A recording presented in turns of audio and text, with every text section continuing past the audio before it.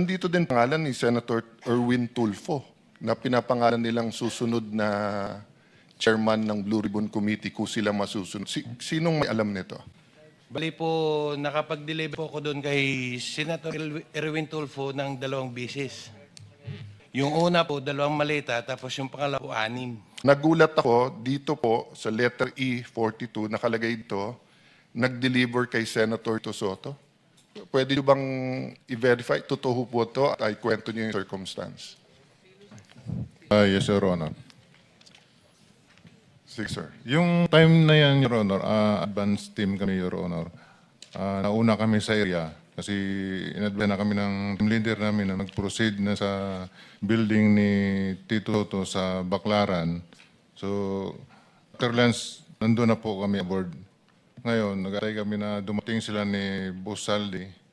Kalau na dumating la, ngayon, na okay na yung area, nariko na namin. Pagdating nila, na ako nag-guide po dun sa baba. Pag may basement sa gilid po. Ngayon, dumiritz yung limo ni Boss umiko. Tapos nag-drop off. Tapos umakyat sa parang danan, Your Honor. At tapos may elevator. Kasama niya po si E. Mark, saka si Paul, saka yung ISO niya po, si Police Major Dichoso po. Tapos noon, pasakay siya sa elevator, pagbukas ng elevator, may nagsalubo po doon. Sumakay sila. Tapos yung malita po na dala po namin, nadala po ng mga kasama po, tulak-tulak po nila yung dalawa, hinabol ko yung dalawa, at sinamay po sa elevator. Tapos yung the rest po na ibang malita, hindi po nakahabol. Nauna na po, akyat sa taas po. Anong dineliver nyo? Pera? Pera po. Alam mo magkano? Large po, malaki. Large, ang large usually ang laman ay... 40 to 70 po. So ilan ang dineliver? Mga 40 to 70 po yung... So isang po. maletang? 5 po, 5. 5 maleta na Opo. tig 40. Yes, Your Honor. Yeah. So more or less kailan? Again, Your Honor. More or less kailan? Kailan? When? Year 2024 po, bago mag... Campaign period. Yes po. Okay. So, kaya ko to tinatanong dahil mabigat sa akin to dahil nga pinaniniwala natin yung Blue Ribbon Committee na pinamunuan ni Senator Lacson, but everyone knows magpartner talaga yan si Senator Tito Soto and Senator Lacson, no? Not partners in business but partners in politics, no? And then dun sa susunod na paragraph pero walang pangalan kung sino, nandito din pangalan ni Senator Erwin Tulfo na pinapangalan nilang susunod na chairman ng Blue Ribbon Committee kung sila masusunod. Sinong may alam nito? Dito po si... So, babalikan kita, sir, ha, dun sa details kay Senator Soto. Kay Senator Tulfo? Ako po, magandang umaga po, Your Honor. Ako po yung involved doon kay Senator Erwin Tulfo. Sir, pangalan tapos pakikwento na lang yung circumstance. Ako po, sir, si Bernard Gumban.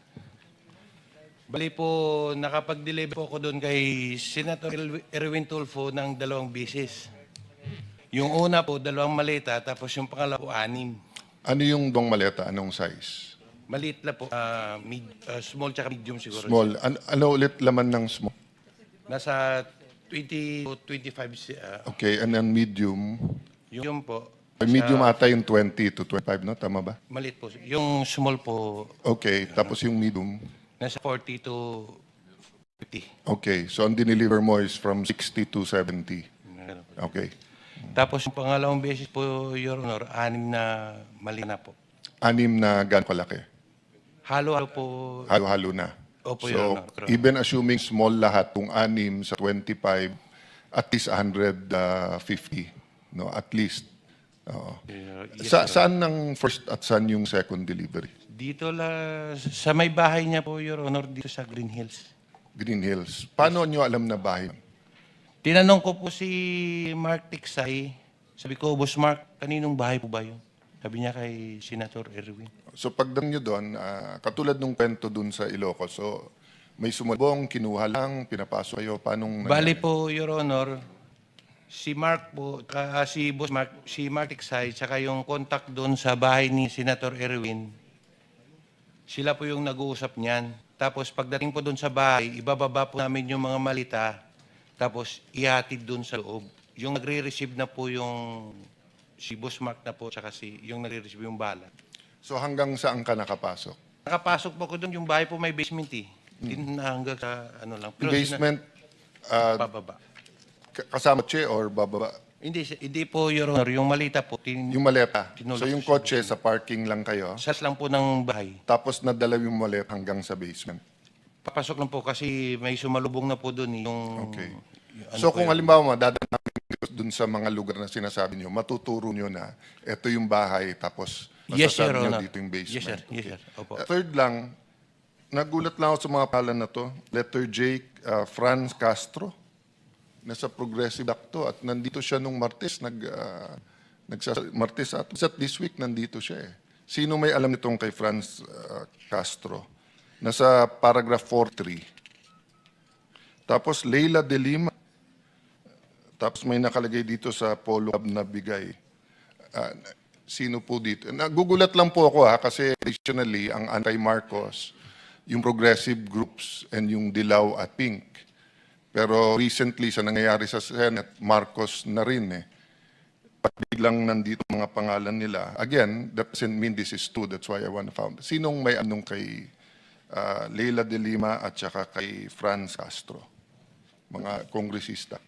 Si Franz Castro, Your Honor, laging ka-meeting niya nila boss sa Lico, sa opisina niya doon sa Congress po at saka sa townhouse.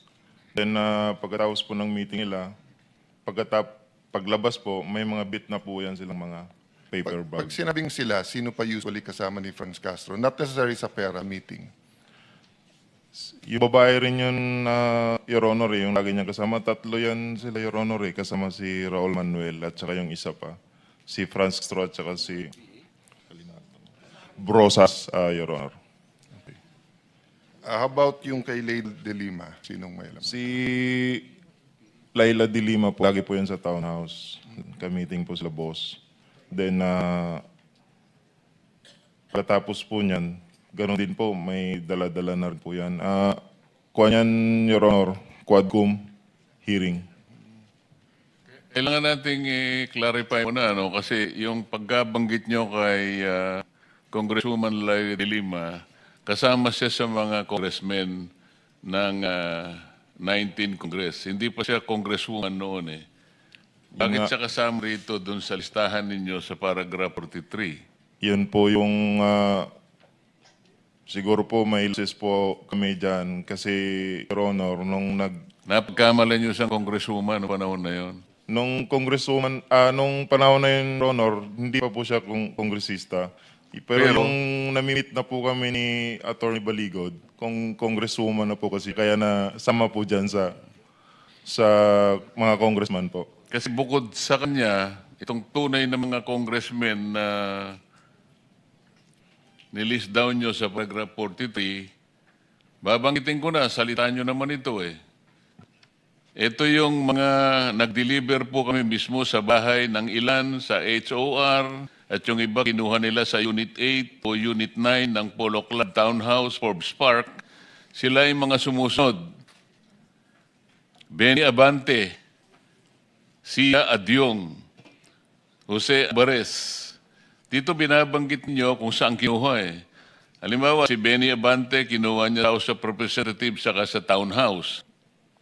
Si Sia Adyong, mga congressman po ito House of Representatives niya kinuha.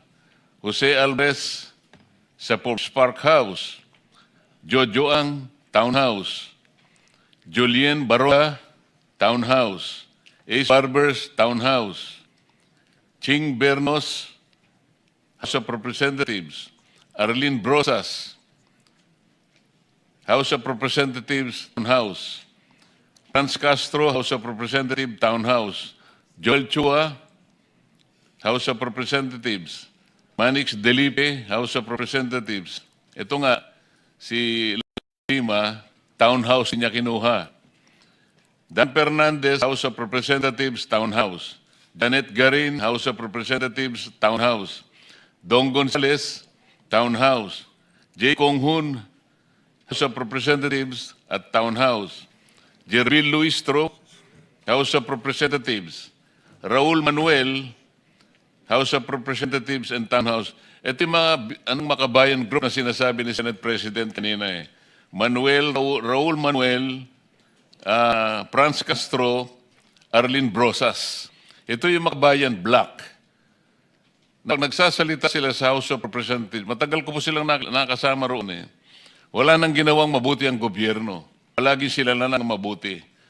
Na parang sila, ay ngayon pala eh, di ko sinabing totoo lahat ito, kaya kayo nandito para patibayan ninyo, para tindigan ninyo na totoo lahat ang sinabi nyo rito. Sandro Marcos, Forbes Park, Paulo Ortega, House of Representatives, Joseph Paduano, House of Representatives, Townhouse, Stella Kimbo, House of Representatives, Townhouse and Residence, J.J. Suarez, House of Representatives, Erwin Tulpo, ayun, Green Hills, House of Representatives. Itong lahat po ng binanggit ninyo na mga ngayon ay naglilingkod na miyembro ng House of Representatives, yung iba naman ay wala na, kailangan patibayan natin sa pagitan ng inyong individual o sama-samang paglalahad na tama lahat na sila ay nakatanggap sa iba't ibang paraan at iba't ibang lugar ng salapi.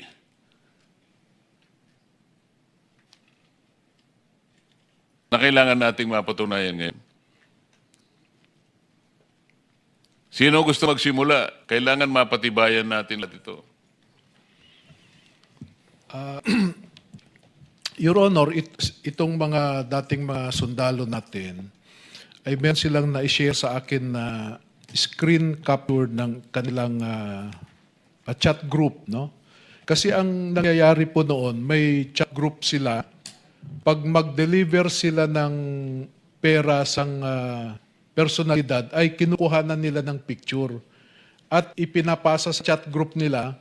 Pag nakita po yun ni Ginoong Zaldico, fino-forward niya doon sa recipient at sinasabi, okay na ako sa iyo ha, etc. Pero kung kasama mismo si Ginoong Zaldico sa pag-deliver, hindi na nila napipicturan. Hindi, yun lamang, maski na yun, pwedeng tanggapin ng komite. Dahil ang importante lang, mapatibayan natin na itong mga taong binanggit natin ngayong umaga, sapagkat ito naman ay nasusulay inyong pinagsama-samang salaysay, merong mapagbabatayang... Ito no, noong April 8, Tuesday po ito, may nag-text yung si Police Captain Alvin Nugid, yung parang team leader po nila. Sabi niya, Franz Castro, saka Arlene Brosas, dito na sila, sir. Tapos may sagot, sir, may kasama pa daw sila, continue daw. Pabato na lang, sir, sa truwa sa baba.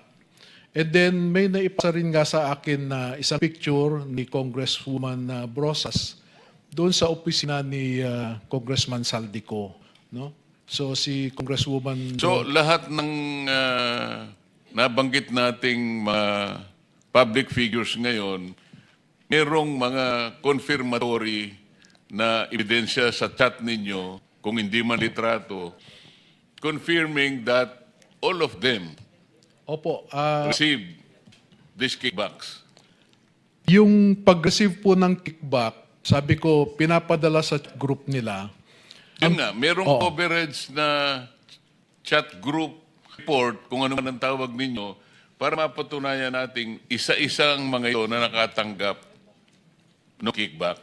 Hindi po exactly na one-on-one correspondence po, no? Dahil yung iba po na na-capture nila sa screenshots, through screenshots, nakuha po sa telepono ng iba. Pero may naiwan din po sa na maibibigay po namin sa inyo.